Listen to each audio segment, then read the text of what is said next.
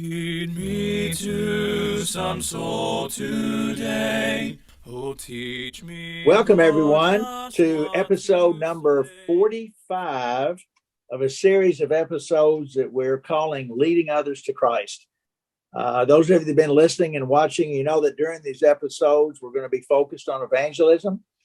And one of our goals, we have several, but one of them is to really stir us up. Hebrew writer talks about when we assemble, we're to stir each other up to love and good works. But we want to talk about stirring up each other in the area of leading others to Christ, especially in learning how to talk to and communicate with people in our world, our family, our friends, our neighbors, people in our community, and how to share with them the gospel of Christ. My name is Dan Barker, and I preach for the Creekside Church of Christ in Franklin, Indiana, which is about 20 miles south of downtown Indianapolis. I'm also one of the shepherds there. And last year, when all this COVID stuff started, I came up with this idea of, with Matt's help, of doing a podcast and trying to identify those that are out there doing this, the ones that are in their communities, they're having Bible studies, people are obeying the gospel, people are hearing about Christ. And the idea was to find out who they are, where they are, how they're doing their work, and see what we can learn from them. And it's, for me, just personally, this has been fascinating. And I've met so many. I've got so many new friends. I've got a new one today that you're going to meet here in a second. But I tell this every time as well. I obeyed the gospel when I was 21 in Owensboro, Kentucky, and ever since then, I was just blown away when I finally came to realize the truth and how that I had been misled and the things that I'd been taught were not true. And so because of that, I wanted to learn everything I could of how to teach others. And I've done this for a long time because, I'm a little older than 21 now. But anyway, of same type thing. And I've mentioned this every time too, where Paul was telling Timothy in 2 Timothy 2:2, the things you've heard from me among many witnesses, commit these to faithful men, and obviously women as well, who will be able to teach others also. And so we've learned a lot of things that we're going to continue to learn. And I'm really excited today to have with us somebody that we're going to learn a lot from, Perry Hall. Welcome, Perry. Thank you very much. It's a humbling experience being here. Well, we've heard, I think I've mentioned this before, but I try to ask everyone that we've interviewed to give me three people, like three referrals of men, women, preachers, elders, members, whatever that they are familiar with that are involved in reaching people in their community. And I asked for three names, and I usually even get more than that. But your name came up, and that's why I reached out to you. And but we really appreciate you taking the time. Now, Perry works with the Winston-Salem Church of Christ there in Winston-Salem, North Carolina.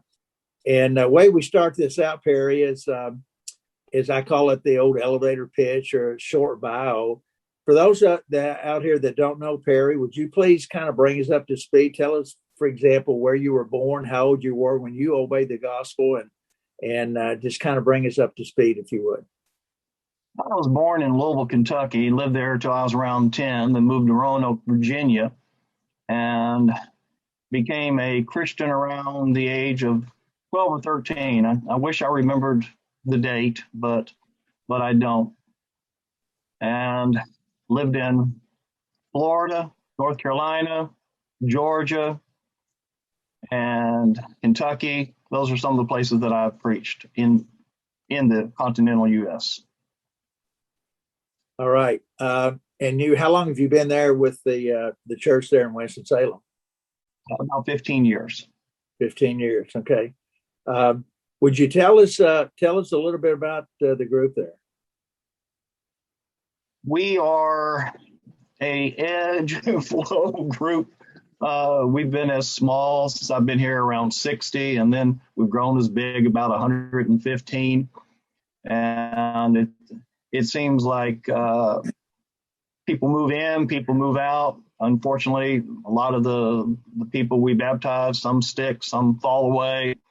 And so there's a lot of movement in the congregation. And the advantage to that is I've been here for 15 years, but I've been preaching to I don't know how many congregations in the last 15 years that are in the same building.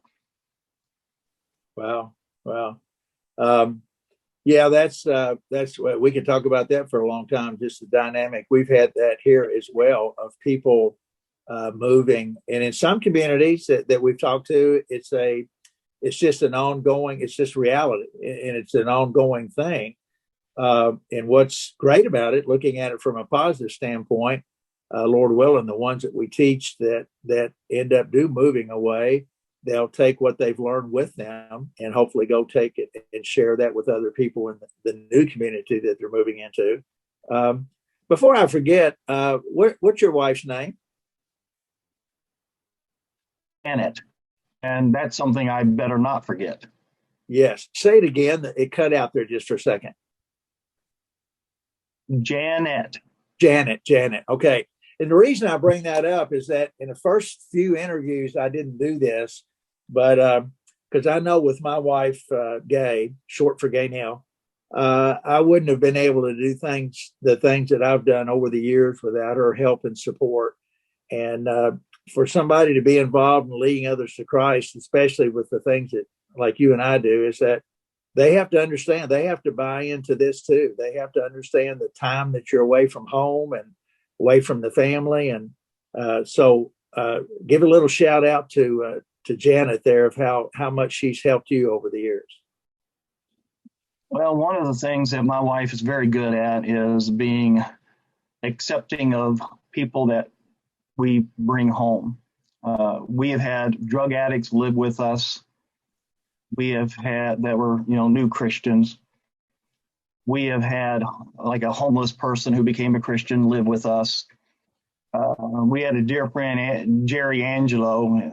He would show up from Jamaica and he would just, stay with us. And sometimes he would bring, I think one time he brought 6 people. I came home. They were all waiting in the driveway. I called my wife and I said, we've got company, dear. And she just picks us for everything and takes care of everybody. And she's been amazing. She really has. Well, tell her that we appreciate and love her for her part in all of this. And, it really is a team, isn't it? I mean, it's teamwork on a lot of levels, but and I say this a lot of times, that there was a reason Jesus sent those people out 2 by 2. And that from working by yourself and working with somebody else with you, of how important that other person is, just if nothing else, to have your back and somebody that you can turn and talk to. And I'm getting old now. Sometimes I'll forget a passage or I'll forget something. And if Perry's with me, you'll help me. But I think the wives play such a vital part. And then just women, and this has come up a lot too, just women in congregations in general. I'm afraid there's a lot of places, and we know the scriptures limit women on what they can do in public services and everything. We respect that and honor that. But there's so many things that they can do outside in reaching the neighbors and setting up Bible studies, women working together with other women. Janet can set up a study with somebody that you probably couldn't, just because of being a female. And she helps me. It's like this Saturday, we've got a Bible study set up from our Flea Market church booth where we do Bible Jeopardy, and she's going with me. And I'll never forget a time when we were studying with somebody and I was thinking, well, I know what this person believes more than what that other person knows. And I started not listening and just talking. And I'll never forget the kick that I got underneath the table. So that's, be quiet, listen.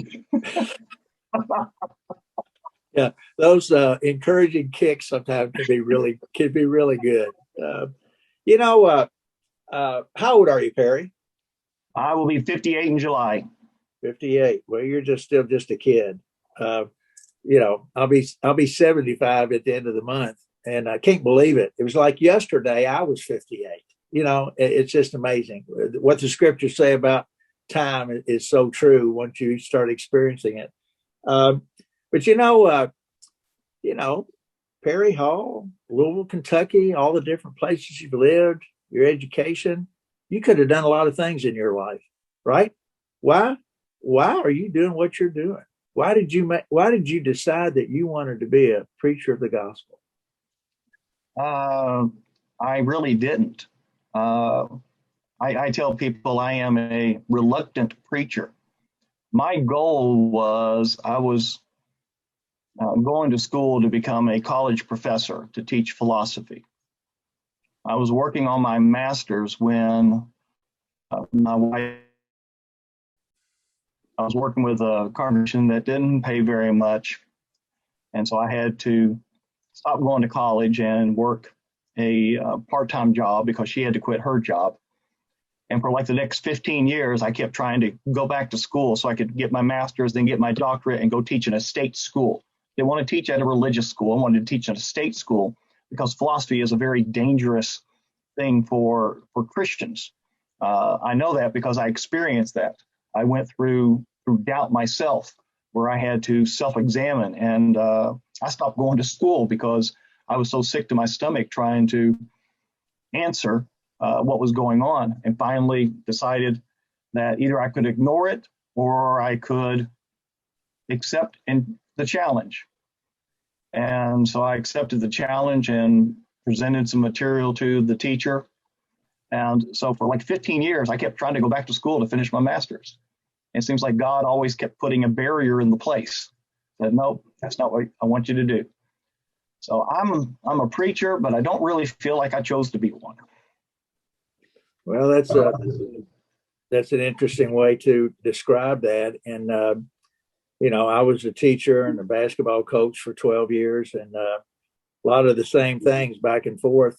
Most of the time that I've preached, I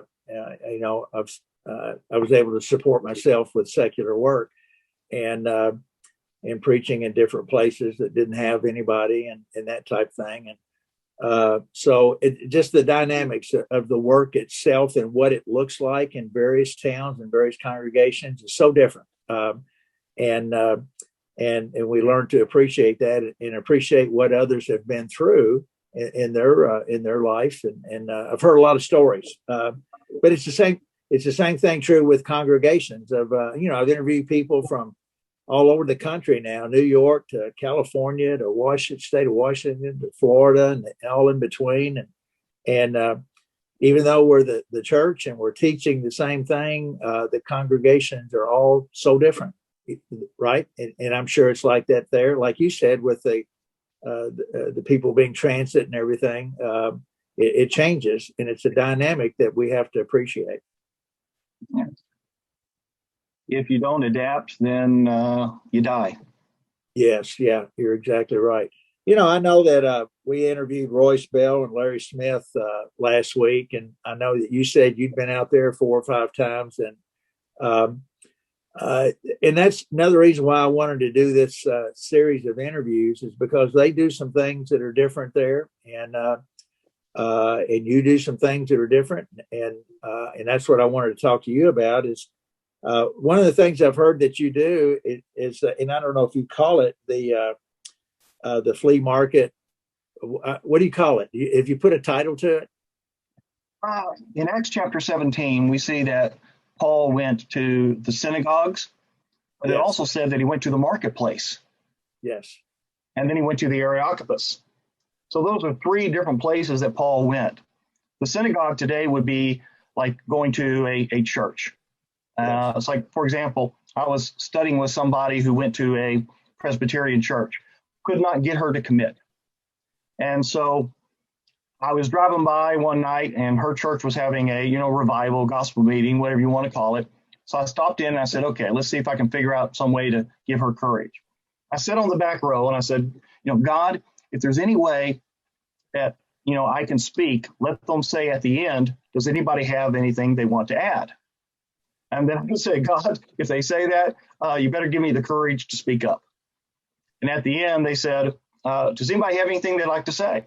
I raised my hand and I said, would you like me to speak from back here or come up there? And they said, well, just come on up here. And the speaker for that series was speaking on Colossians chapter 3. And I said, you know what? He said a lot of really good things about being, remade in the image of God. But let's keep going back. And I kept going back, Colossians chapter 3, verse 1, about being raised up, and then go back to, Colossians, 2, verse 12, and I preached about baptism. And, they started, interrupting me and so forth. I answered their questions. And I said, well, I said I would only speak as long as you would, allow me to. And I thank you for the opportunity. And I stepped down. That would be an occasion of, going in the synagogue, going into the Areopagus. I go to what's called pub theology. And, some people might have, problems with that because, they're drinking, but the pub that we go to also has a restaurant, and we meet on the restaurant side, or we meet right now on Zoom. And so I do that. And I'm meeting with a bunch of people that, are Buddhists, agnostic, atheists, or, they claim to be, Christians of some sort. That's like going to the Areopagus. And then the marketplace, the third place, that's me going to the flea market. Well, what is a flea market? It's just going around where the people are. And that's where we have a booth every single Saturday that we pay for, and we do our Bible Jeopardy there. And it's been very, very successful. We started just like a month and a half ago, and we've already got 2 baptisms from it.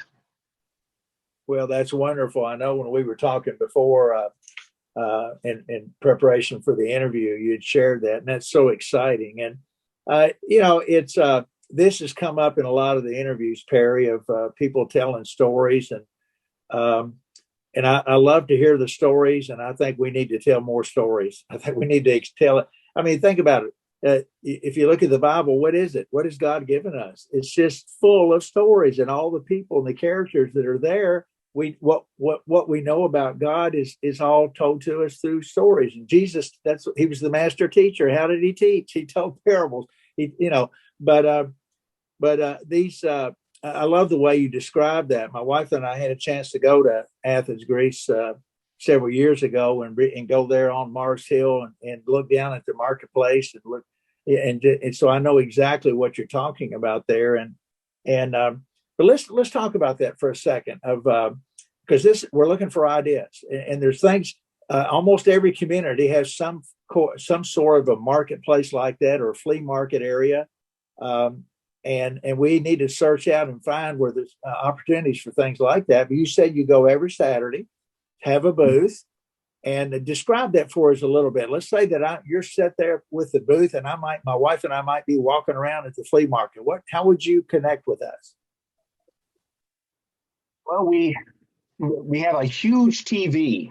It's like 42 inches. And it on it, Bible Jeopardy in bright colors.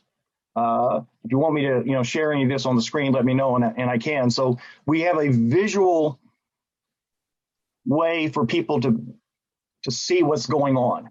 Okay. And then we have several people in our congregation that come every Saturday, and they help out.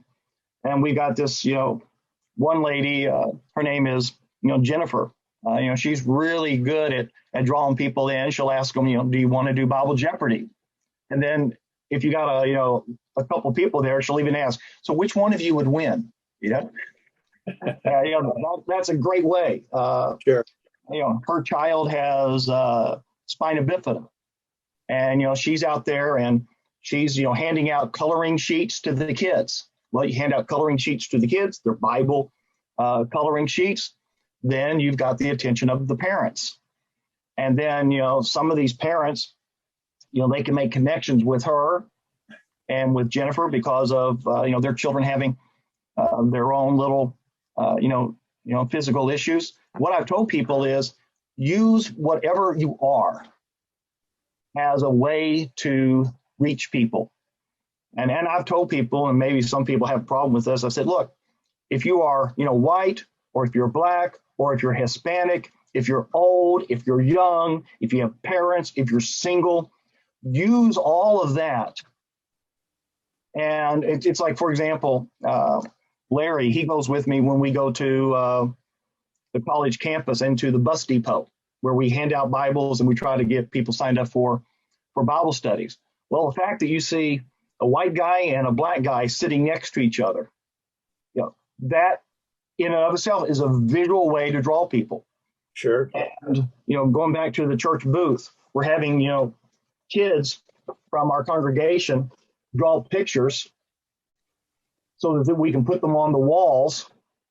And so when they're on the walls, then, people will see, a congregation that is working together. Yes. So our flea market booth, we have kids involved by doing this. We have people involved that are there with me. There's one gentleman, Scott, every single Saturday. He shows up, helps set up, and he stays for a little while, and then he comes again to help break it down. And it's like, I couldn't do all of these things without these people. They are blessings from God.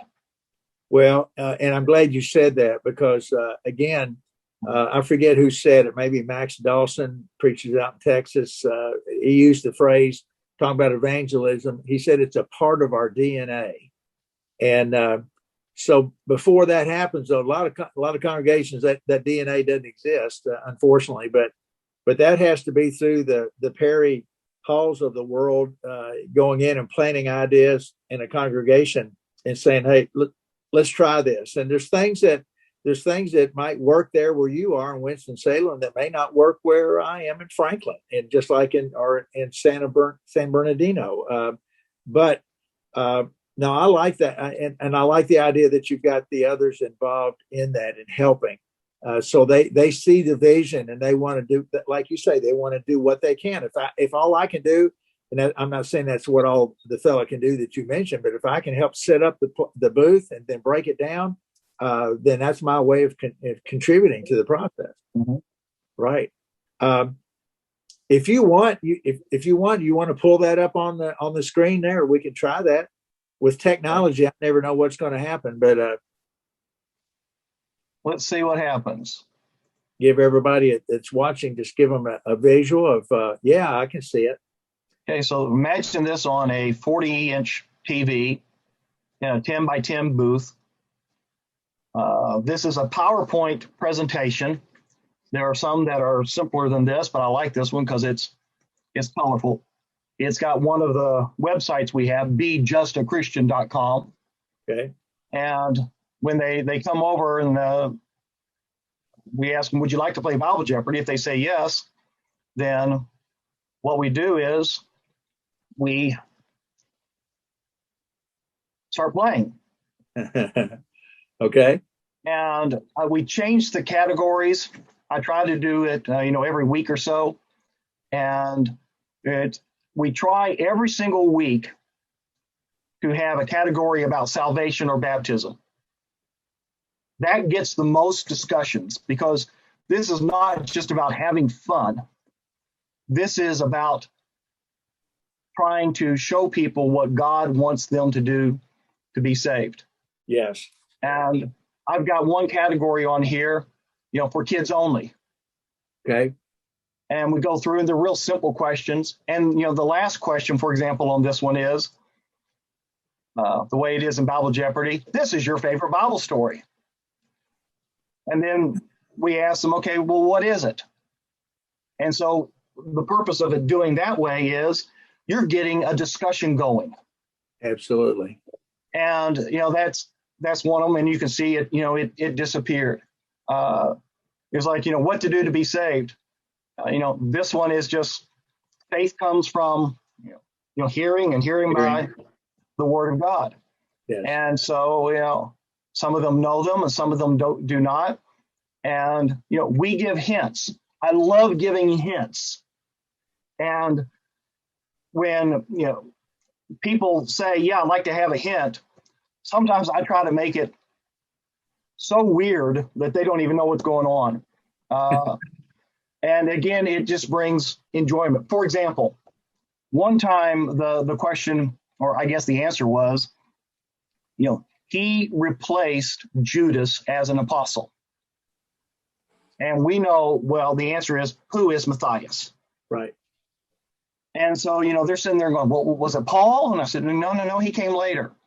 I said, this is in Acts chapter 1. And they said, I don't know. I said, would you like to have a hint? They said, yeah, give me a hint. I said, yesterday I went jogging and my thigh is sore. Oh, goodness.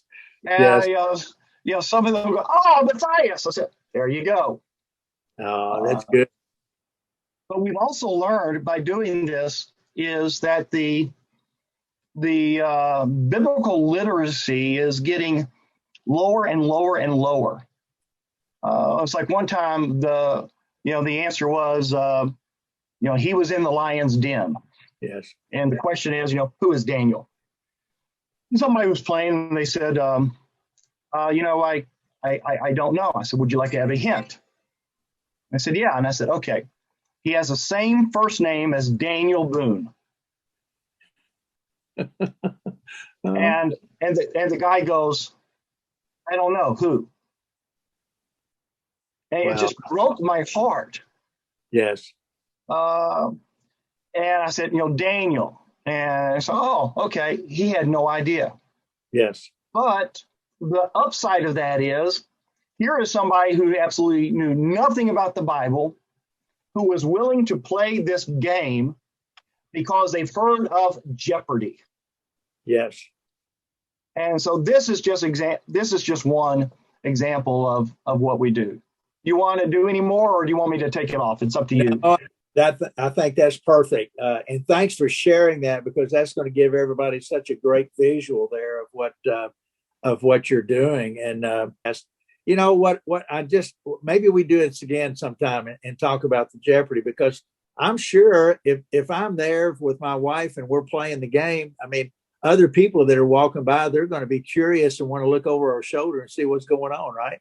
Oh, yeah. Crowds gather and they start helping each other. And helping each other. Yeah. I was thinking that, just the energy that would be developed from that. I love that. That's so good. Last Saturday, we had somebody walk by and the woman said to her fiance, hey, you'd like to do this. And so they came in and they started playing. And in the middle of it, he said, I got a question for you. I said, what is it? How do you baptize? So I had a dialogue with him, and he said, you know what? I'm going to come to church tomorrow. They came to church. They were late, sat on the back row. I had a sermon ready called, Do You Believe What You Believe? It's kind of a backdoor way to talk about baptism. Right. And at the end, since we're not offering invitations normally because of all the Zoom, so we're not having, that, so I just asked this. If you need to be baptized, please raise your hand. And on the back row, they both raised their hand. And so from Bible Jeopardy on Saturday, God added 2 people to his kingdom on Sunday.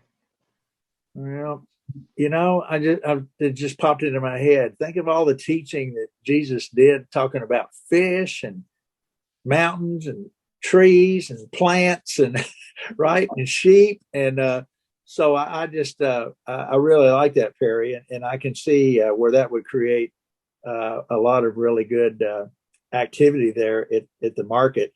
I call this a conversion story. And I know you've got a lot of them, but what's one that maybe comes to mind? And it might be one that you just alluded to here today, of a story of somebody that you studied with and they obeyed the gospel. What conversion story comes to mind? Now, I'll tell you one, but I won't mention names, and you'll figure out why in just a second. Yes. They met in drug rehab. Okay. She was, raised in the pews or raised in the church. He was not. She really wanted to get her life back with God. He showed up to church, had a baseball cap on his head. And if he ever watches this video, he knows I'm talking about him. And I went to him to introduce myself. Don't even think he stuck out his hand. I was sitting there like this. Hi, my name is. Hi. And eventually I got some studies going with him. But I didn't study how to become a Christian. Because I didn't think, I have a cough, so that's a cough drop. Sorry about that. It's fine. we studied the Sermon on the Mount, Okay. and then we studied Ecclesiastes. Because the way I sum up Ecclesiastes is it's about sex, drugs, and rock and roll. And that was his life. Yes. Eventually, I baptized both of them. It was a long process, and ended up doing their wedding. And it's been 20, 25 years. And as Paul said to the Thessalonians, that they were, his hope, his crown, his joy. I have told them they are my hope, they are my crown, they are my joy, because there are so many that fall away. Yes. He's faithful. Yes. It just means so much to me. Well, it's that's so, I don't know. I start to say special. That's not the right word. It's so emotional, and that's another one of the reasons why you do what you do. Why both of us do what we do, right? When we have those experiences, and I've said this to so many people, you don't really understand unless you get involved and see somebody who is in sin and they really want to go to heaven, and they open up and they obey the gospel, and just how excited they get, and to see that this power of the gospel is real, isn't it, Perry? I mean, it's real. And once we see God at work there, and with the studies that we're doing, it's what keeps us on fire and keeps us going. But I just think that's great. So thank you for sharing that. I always end the interview with what I call one thing. Somebody's watching this, and I know there's more than just one thing, but they're listening, and Perry, you've got them excited and thinking again, I need to get involved, or I used to do things like this and I've quit for whatever reason. What would be one thing that you would say to somebody that they need to do or learn how to do to get involved in leading others to Christ? Have this thought in mind. When we are in the presence of God, can you imagine the joy seeing someone there that you taught? Oh, wow. Yes. Enough said. Yeah, just to imagine that. Yeah, that's so good. Hey, if somebody wanted to reach out to you, assuming that that's okay, what would be the best? And they want to talk to you more, maybe they want to hear about Bible Jeopardy or whatever, but what would be a best contact information to give to everybody to reach you? My phone number is 336-416-7979, or they can send me an email. I've got 3, but I'll give you one. BeJustAChristian.com at Gmail, or BeJustAChristian@gmail.com. Okay, BeJustAChristian@gmail.com. Yes. All right. Hey, brother, I really appreciate you taking this time, because I know you had a busy schedule this morning, and I want to follow up with you, Lord willing. Can meet you one day in person. I really would like to do that, and keep up your good work there. Tell Janet, to keep it up and keep being your partner there, your helpmeet, and all that you're doing. And encourage the congregation to stay focused on the Lord's work there in Winston-Salem. So thank you again, brother. Appreciate you so much. It's been an honor being able to talk about what Jesus does for us. Absolutely. Well, thank you so much. And we need to give God the glory. All right. Thanks everyone for watching today. And we'll talk to everyone next week, Lord willing. Goodbye. Melt my heart and fill my life. Give me one soul today.